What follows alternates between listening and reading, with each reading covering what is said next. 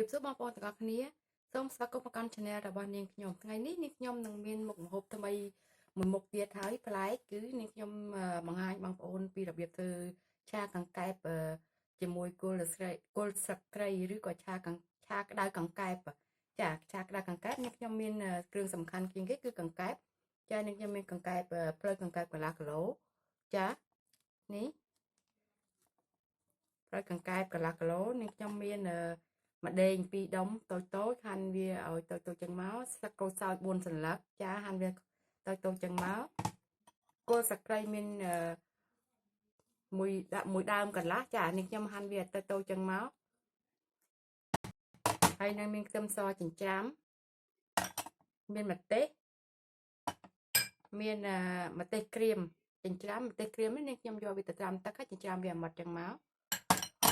ចាហើយនឹងមានទឹកសម្រាប់ឆានេះមានទឹកប្រេងខ្យង1ស្លាបព្រាកាហ្វេទឹកស៊ីអ៊ីវ1ស្លាបព្រាកាហ្វេហើយនឹងស្ករ1ស្លាបព្រាកាហ្វេលាយចូលគ្នាហើយចាក់ដាក់ទឹកបន្តិចមកចាសម្រាប់ឆាហើយនឹងទឹកត្រី1ស្លាបព្រាកាហ្វេកន្លះចាឥ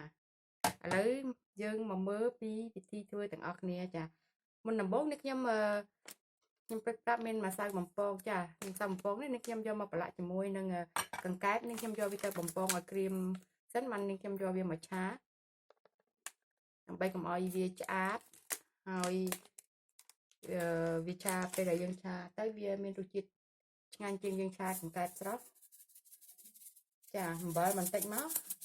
ឆាក្តៅកង្កែបនេះយើងអត់ទៅការឲ្យវាប្រៃខ្លាំងទេយើងឲ្យវាមានរសជាតិឡម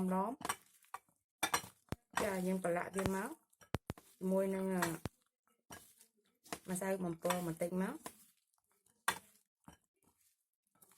រួចហើយនឹងខ្ញុំយកវាទៅបំពង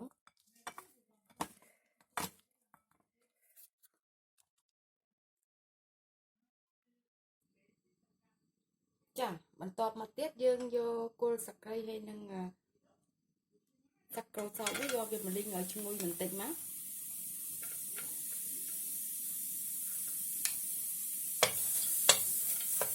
លីងវាឲ្យស្ងួតទឹកតិចមកព្រោះម្ដេងនេះខ្ញុំក្រោមម្ដេងកកវារៀងសើមបន្តិចហើយយើងខ្ញុំយកមកលីងឲ្យវាស្ងួតហើយឲ្យឈ្ងុយផង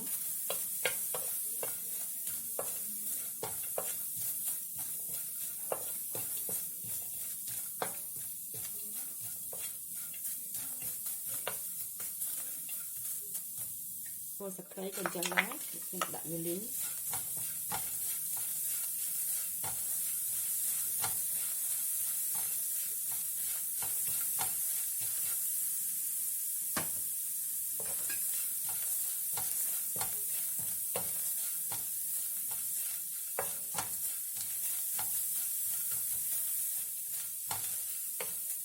ចាតោះមកខ្ញុំដាក់ទឹកក្រូចសើច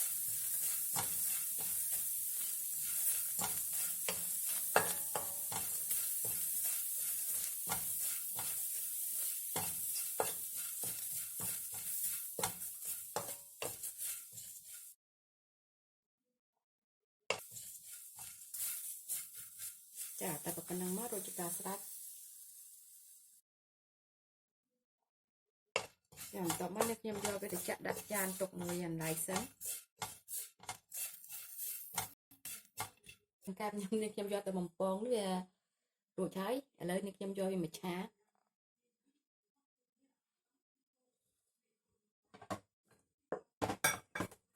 ចានេះខ្ញុំដាក់ប្រេងឆាចូលបន្តិចមក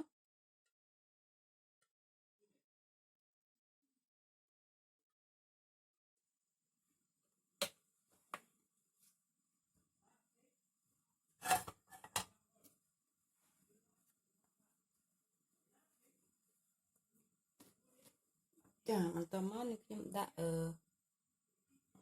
ខ្ទឹមបំពងខ្ទឹមសចិញ្ច្រាំចូលបំពងវាឲ្យឈ្ងុយ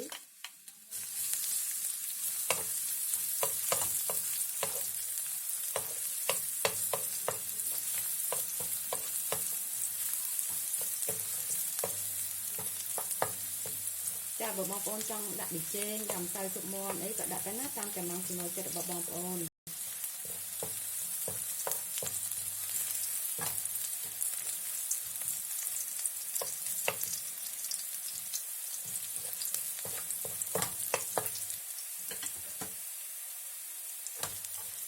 ចាមិនតមកនេះខ្ញុំដាក់ម្ទេសឆ្អើរចាក់កណ្ដាលបងប្អូនចូលចិត្តហឺដាក់ហឺដាក់ឲ្យច្រើនទៅណាចូលចិត្តម្ទេសដាក់ចូលចិត្តហឺដាក់ម្ទេសឲ្យច្រើនទៅម្ទេសស្រស់ក៏បានម្ទេសព្រៀងក៏បានដាក់វាឲ្យច្រើនតាមចំណង់ចំណូលចិត្តរបស់បងប្អូនចង់បានទៅចាក៏មកខ្ញុំដាក់អង្ករចូល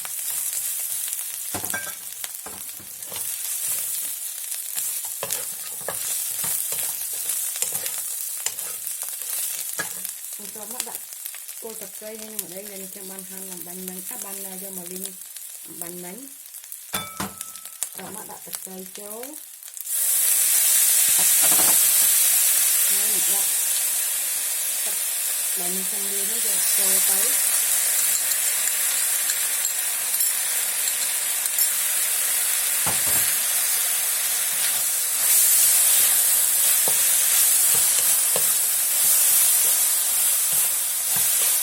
បងប្អូនស្អាតឲ្យភ្លក់មើលតាមរសជាតិដែលបងប្អូនចង់បានទៅណាចង់បាន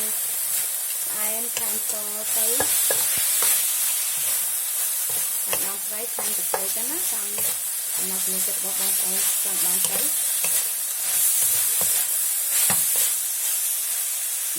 ហើយភ្លៀងបន្តិច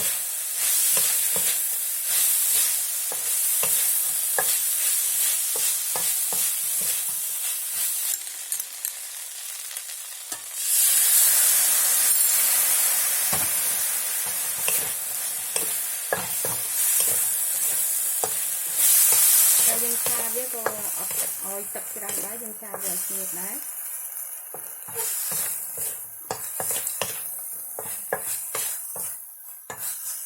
ចាបន្តចុងក្រោយនេះខ្ញុំដាក់ម្ទេស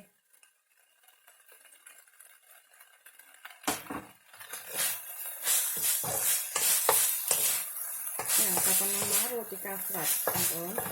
ខ្ញុំបិទភ្លើងក្តៅកង្កាត់នេះបងប្អូនបានរួចរាល់ហើយរសជាតិវិញគឺឆ្ងាញ់បងប្អូនកុំភ្លេចញ៉ាំទាំងអស់គ្នាណាចាបើបងប្អូនចូលចិត្តវីដេអូមួយនេះសូមបងប្អូនជួយ like share និង subscribe ឲ្យនាងខ្ញុំម្នាក់មួយផងដើម្បីទទួលបានវីដេអូថ្មីទៀតចានាងខ្ញុំក៏សូមអរគុណបងប្អូនដែលបានចូលមកទស្សនា channel របស់នាងខ្ញុំអរគុណជម្រាបលា